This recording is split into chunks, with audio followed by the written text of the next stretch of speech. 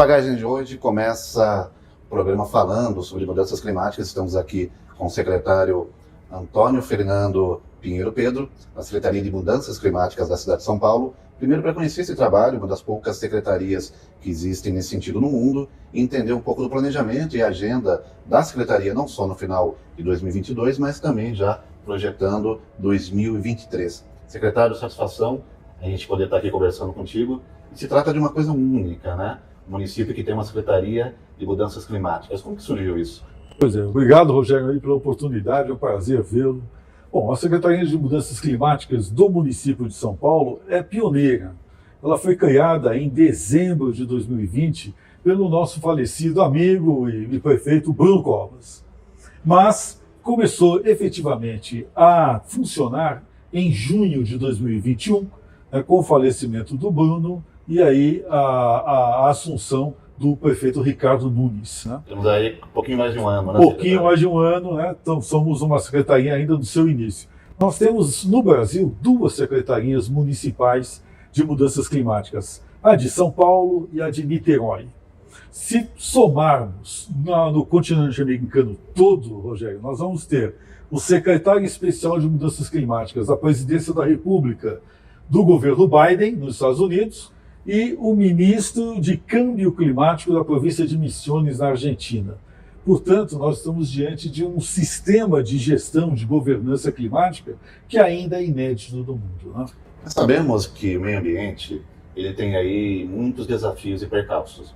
Primeiro, que as políticas públicas nem sempre, por uma questão histórica, cultural, seguem de fato uma legislação que em muitos locais ela já é complicada, precisa ser atualizada, ainda debatida, mas também tem um entrave cultural, também de implantações, de algumas metas e políticas.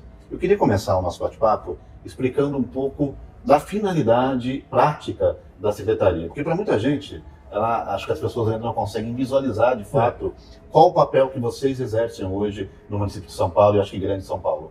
Muito importante, a sua pergunta é essencial.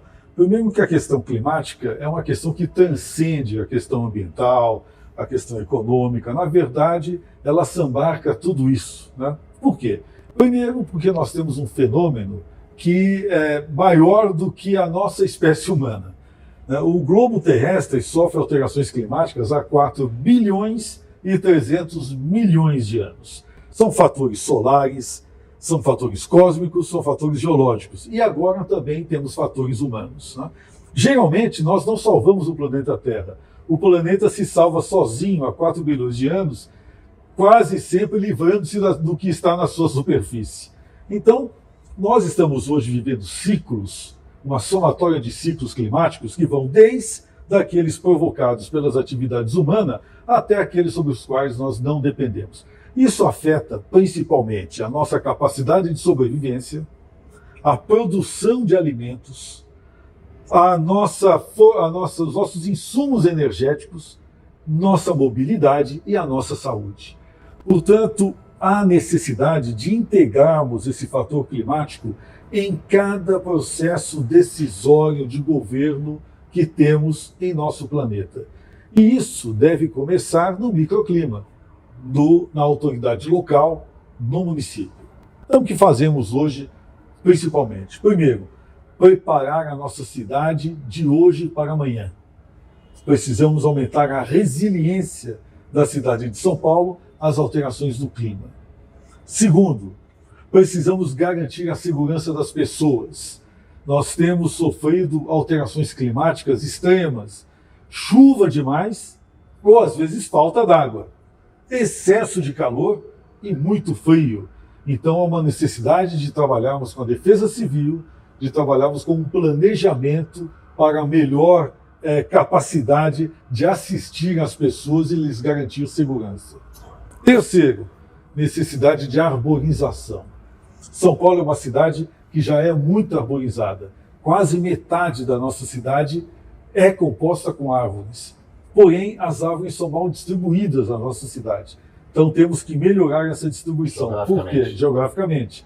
Porque a cobertura vegetal ela fornece equilíbrio climático dos locais, né? Nos bairros, nos jardins. Então é muito importante que a gente cuide dessa boa distribuição. E o mais importante é garantir o fornecimento de água para 12 milhões de habitantes. E isso é um trabalho que necessita de um planejamento mais firme e de um vetor climático. O secretário falou a respeito dessa questão do planeta e as intempéries que nós passamos e com certeza ainda passaremos ainda mais nos próximos anos, mas o fator humano é um fator muito complicado.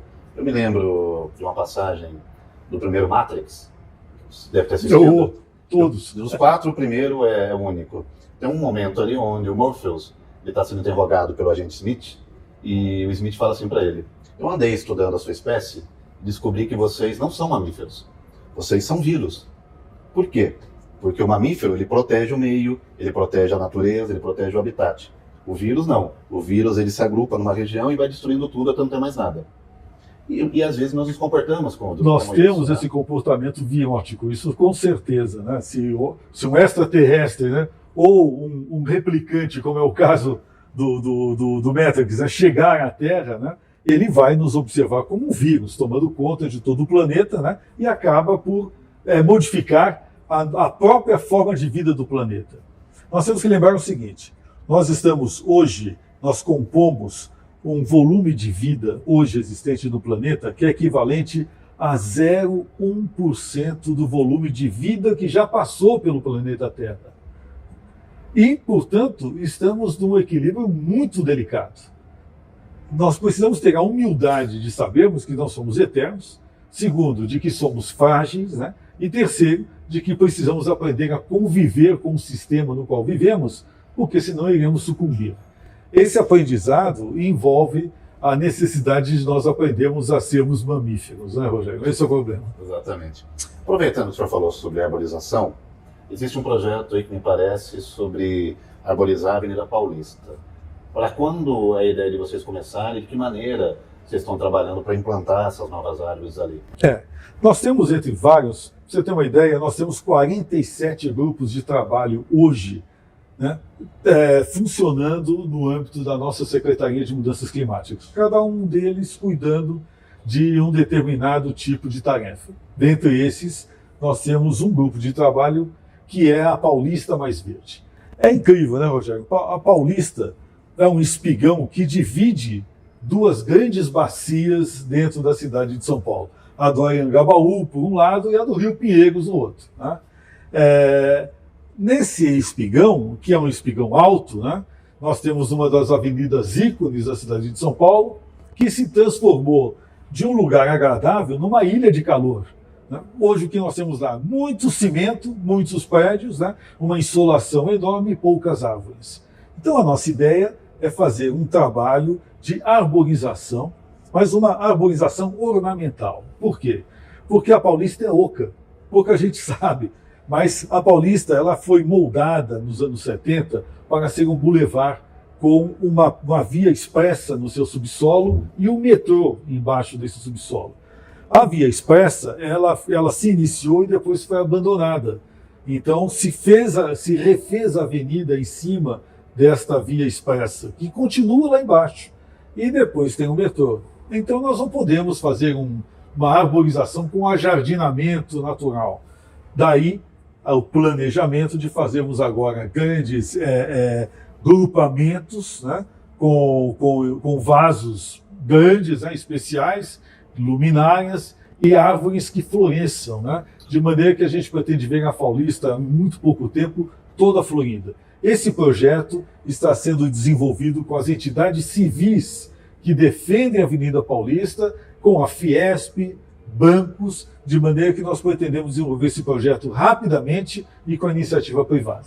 Essas árvores também teriam iluminação através de LED, fotovoltaico? Nós pretendemos estabelecer um tipo de iluminação que, obviamente, possa melhorar a segurança, né, e a visibilidade, né, seriam instagramáveis, como a gente costuma dizer, né, e também trabalhar com árvores que possam sobreviver confinadas em vasos e que floresçam. Né? O que nós queremos é ver a Paulista toda florida. Qual a previsão para começar, secretário? Olha, nós pretendemos começar nos próximos meses.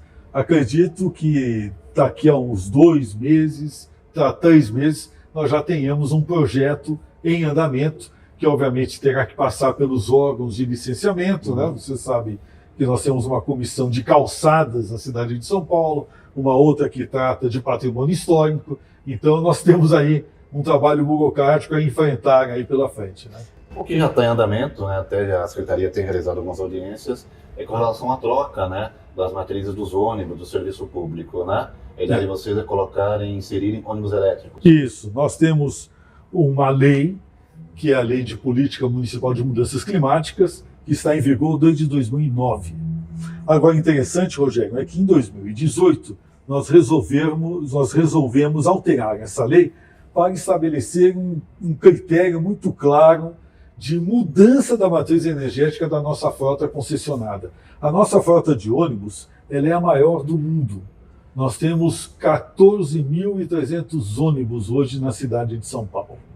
Então, para você ter uma ideia, 61% dos gases de efeito estufa produzidos na cidade de São Paulo provém da nossa frota veicular. São 8 milhões de veículos emplacados. Muita coisa, né? Agora, veja só o que é surpreendente. 50% desse volume vem dos ônibus, porque eles trabalham a diesel 24 horas por dia.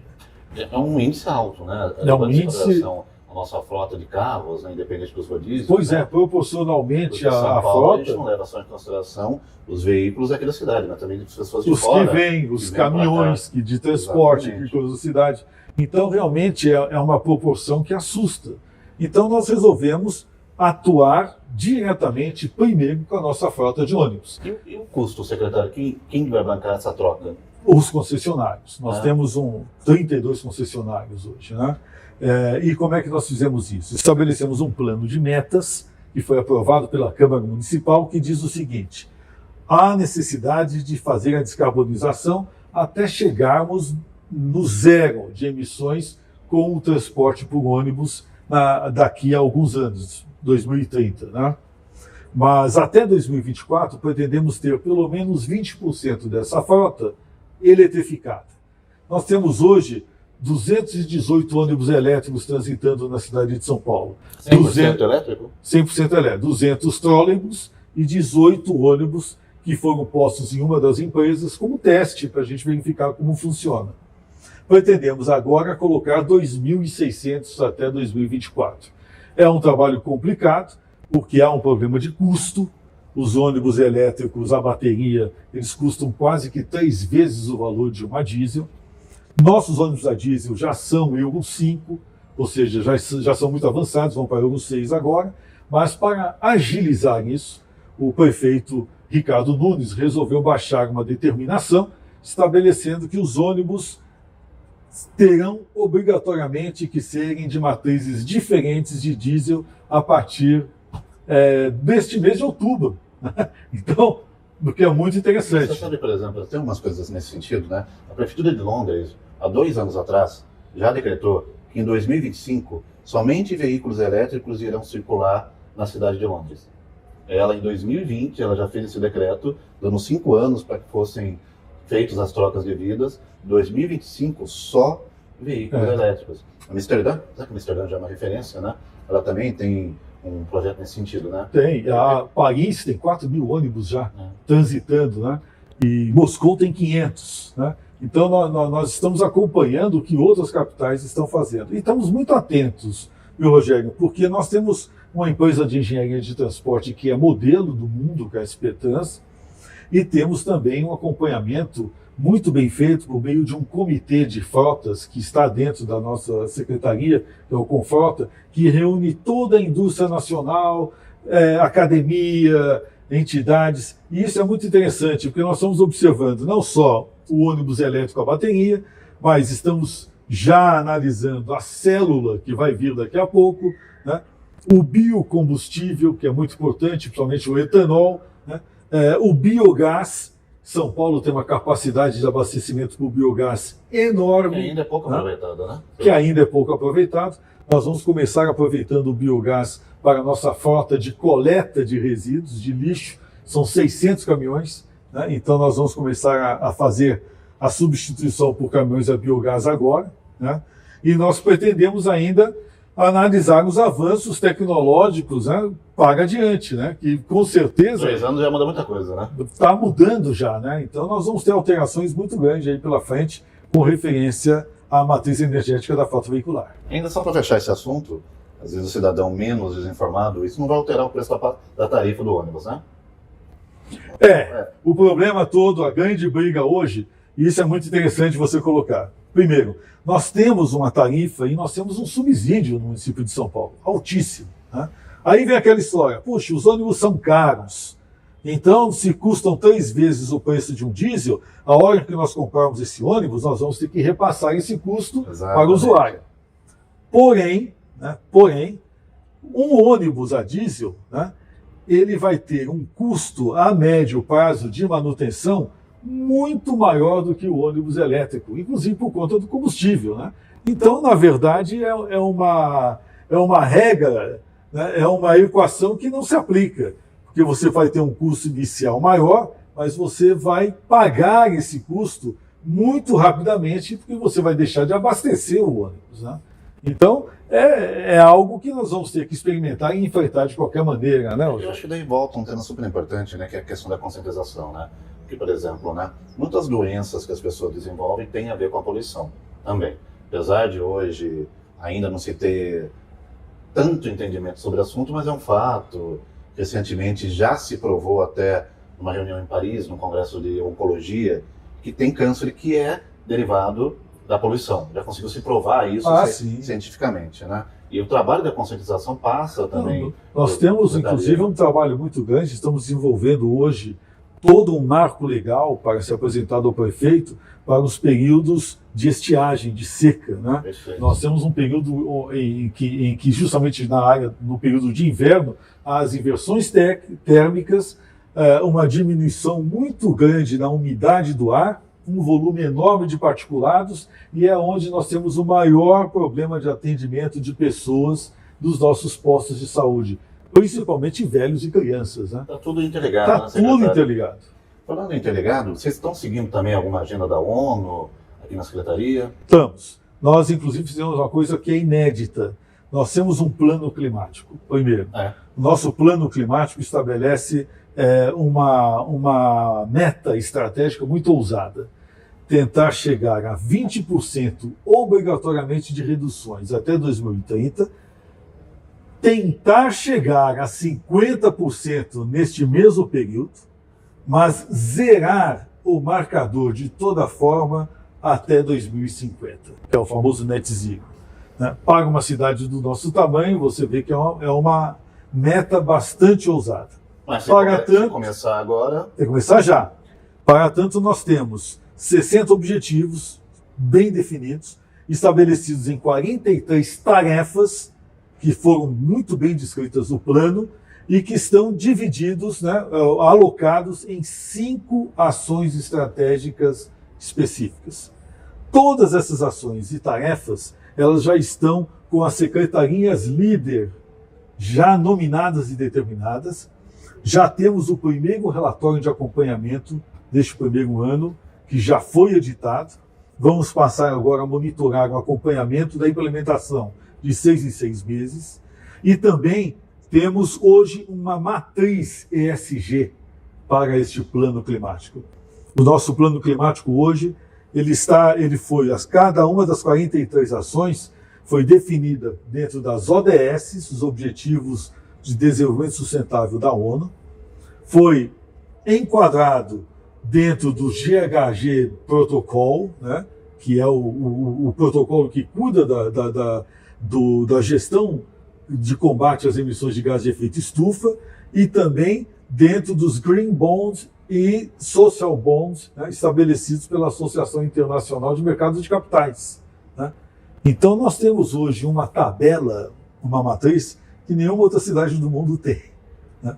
E por isso nós temos condições, inclusive, com muito poucas pessoas jurídicas, né, de chegar numa agência de financiamento multilateral e apresentar um relatório, né, com todos os objetivos definidos, né, dentro de uma matriz ESG, né, Environmental, Social, né, e Governance, né, como muito poucos governos e corporações privadas possuem. Hoje vocês já têm algo nesse sentido? Vocês captam esse tipo de recurso ou ainda não? Nós ainda não, né? E digo por quê. Primeiro que a nossa cidade hoje é uma cidade que não tem débitos, né? Os débitos da cidade de São Paulo hoje estão limitados apenas aos débitos normais, que nós chamamos de dívidas judiciais, de desapropriação, enfim, né? Os precatórios. Né?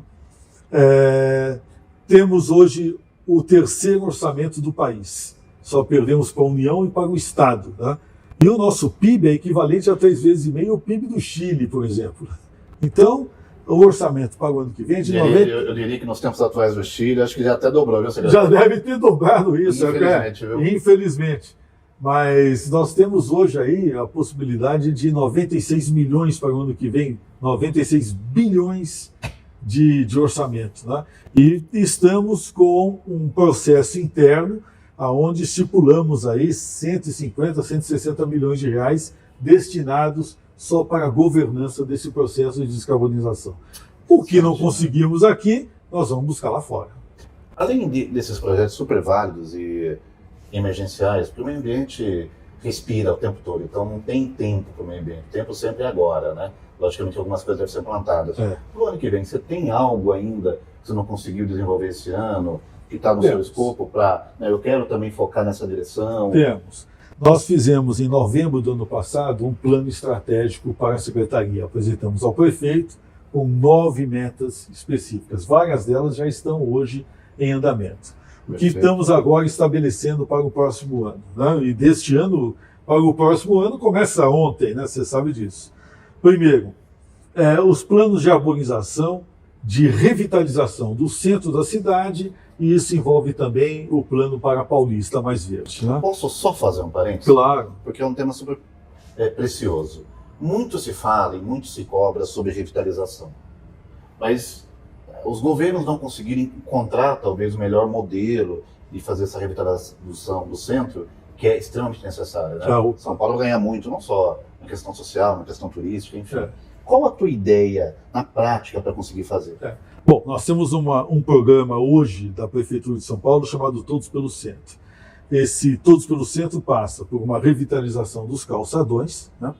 Melhoria das condições de segurança, nós praticamente vamos dobrar o nível de policiamento da área, tem um programa específico urbanístico voltado para o incentivo aos retrofits, né? Melhorar as condições arquitetônicas dos prédios existentes.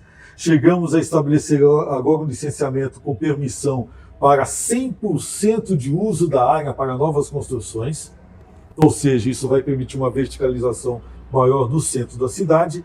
E há, obviamente, toda uma ação conjunta de transferir para o centro da cidade toda a atividade administrativa do poder público municipal e estadual. Né? Isso gera mais segurança? Gera mais segurança. Gera mais benefício para o comércio. Estimula o comércio, tudo isso. Posto isso, né, nós temos as medidas da nossa área. Pretendemos estabelecer zonas verdes, ou seja, permitir determinadas áreas onde só circulem, né, veículos que não tenham emissão ou que sejam descarbonizados. Né? Também estamos melhorando a questão da arborização ornamental nos calçadões, principalmente no que a gente chama do triângulo histórico da cidade de São Paulo. Né? E pretendemos também estabelecer uma melhor política, né, voltada para o uso de veículos leves e limpos para melhorar a circulação dentro da cidade de São Paulo. Dentre outras coisas, ampliar também o período comercial, porque você sabe que a atividade comercial é uma grande macro-ocupação. Né? Permitir que as pessoas possam ficar até mais tarde para poderem usufruir. Né? Eu morei fora do Brasil há um bom tempo. Né? O comércio, por exemplo, em Paris, em Lisboa, em Madrid, vai até as 10 da noite, em áreas no centro da cidade, né? Comércio mesmo. Né? São Paulo, nas áreas do centro, fecha cedo. Fecha até cedo. por questão de segurança também. Um pouco 6 horas o pessoal já está cerrando porta. Ou seja, super significativo. E você abre espaço para a bandidagem, né? Para as ocupações. Então, é muito aonde não há importante luz, trabalhar. as trevas ocupam. Né? Exatamente. Né? Então, por isso que todo o trabalho de arborização tem que ter luz. Né? aumentar a iluminação, né? Isso é muito importante como forma de macro-ocupação. Além desse trabalho, nós também estamos fazendo um outro, Rogério, muito interessante, que chama-se Novos Centros, Novas Centralidades. Nós pegamos uma iniciativa chamada Clima na Periferia, que é um nome muito bonito, né? E que era voltado para estimular o desenvolvimento local. Desde que não seja o clima tenso, é bonito. Novo clima, um clima bom, né? Aí verificamos como estava sendo desenvolvido esse trabalho em uma das subprefeituras, com a academia, com associações civis e tal. Achamos um negócio muito legal. Falamos, pô, isso tem que ser feito em todas as áreas periféricas da cidade. Só que a gente não tem mais que chamar de periferia, tem que chamar de novos centros. Por quê? São Paulo é uma cidade policentrada. Nós não podemos hoje investir numa infraestrutura que estimula a população do Uruguai sair de manhã da Zona Leste e ir até a Zona Oeste e voltar à noite. O que a gente precisa é dar condições para que essa população desenvolva, gere empregos, possa ter o seu lazer na área onde ela vive.